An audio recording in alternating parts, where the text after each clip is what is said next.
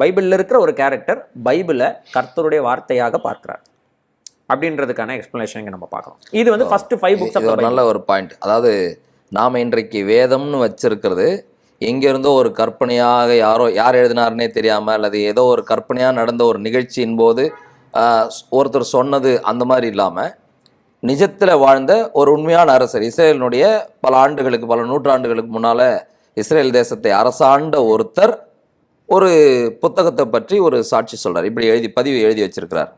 அப்படின்போது அது ஒரு உண்மையான ஒரு நூல் என்பதும் அவர் சொல்கிற கடவுள் உண்மையானவர் அப்படிங்கிறதுக்கும் ஒரு ஆதாரமாக இருக்குது. இப்போது விமர்சனங்கள் நிறையா இருக்கும். இப்போ அந்த நியாயப்பிரமாண புஸ்தகத்தை எடுத்து நாம் வாசிக்கும் பொழுது விமர்சனங்கள் நிறையா இருக்கும். ஆனால் அந்த நியாயப்பிரமாண புஸ்தகத்தை பின்பற்றிய அல்லது அந்த காலத்தில் வாழ்ந்த ஒரு மனிதர் அந்த புக்கை வாசிச்சுட்டு கர்த்தர் இரக்கமும் மன உருக்கமும் நீடிய சாந்தமும் மிகுந்த கிருபையும் உள்ளவர்னு இந்த